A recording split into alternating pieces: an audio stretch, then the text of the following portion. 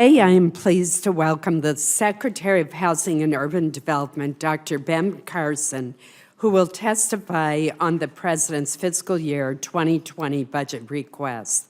I'm also very pleased to be joined by my good friends and the ranking member, Senator Jack Reed, the Deputy Leader on the Democratic side, Senator Dick Durbin, and I'm sure others will be joining us as well.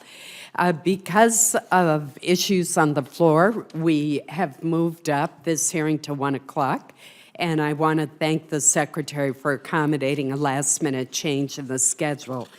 In light of the time constraints that we have, I am going to greatly shorten my opening statement. I'm sure that will come as a great disappointment to everybody here, but I would ask unanimous consent that my statement be printed in the record in full. Thanks to the previous two-year budget agreement, we were able to provide $54 billion for the Department of Housing and Urban Development in the fiscal year 2019 Appropriations Bill. The administration's fiscal year 2020 request for HUD does not address this cap and highlights why we cannot return to sequestration funding levels. The request, excluding FHA and Ginnie Mae receipts, is $44.1 billion, a reduction that is 18% below the fiscal 2019 enacted level. It includes provisions that were rejected as part of our deliberations last year, and I predict that many of the same program eliminations and other cost-shifting gimmicks will once again be rejected. The request again reflects a significant realignment of the federal role in housing and community development.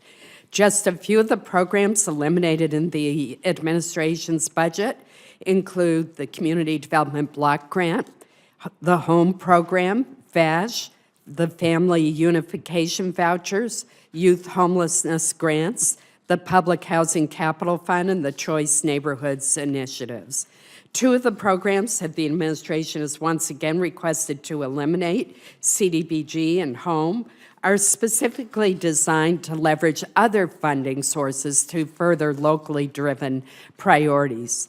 Community development block grants provide very flexible funding for critical water and sewer improvements, public services for seniors, revitalization of distressed downtowns, and countless other worthwhile projects that serve low and moderate income communities. This essential resource for state and local governments lies at the heart of HUD's community development mission. Low-income households face an affordable housing shortage across this country, and in many locations that shortage is reaching crisis levels. That's why I'm concerned about some of the changes included in this budget. Moderate income families are being hurt also by a shortage of affordable housing. The very people who make our communities thrive, the school teachers, the firefighters, the police officers, the nurses, find that they can no longer afford to live in the communities they serve. And yet the administration's proposal eliminates both the Housing Trust Fund and the Home Program. The budget request also proposes steep cuts to HUD's rental assistance program.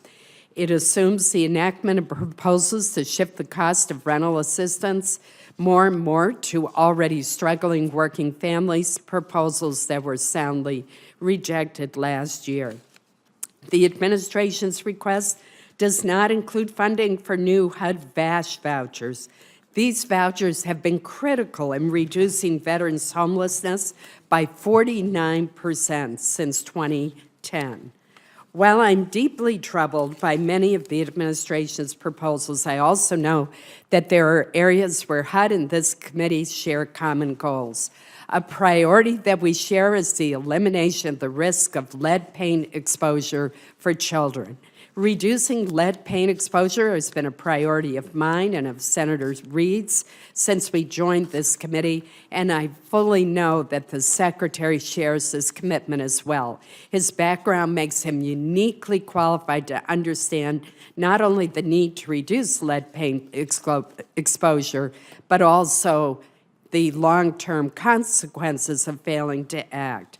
That's one reason why I was so pleased that Secretary Carson recently came to Lewiston, Maine to see how HUD's lead hazard mitigation grants, along with programs like Choice Neighborhoods and CDBG, are changing lives, improving the health of our children, and transforming neighborhoods. And I want to commend the Secretary for the Department's request of a record high $290 million for the Office of Lead Hazard Control, an increase of $11 million more than the FY enacted level. That's a welcome bright spot in this budget. Mr. Secretary, I look forward to hearing from you, and I now turn to Senator Reid for his opening remarks.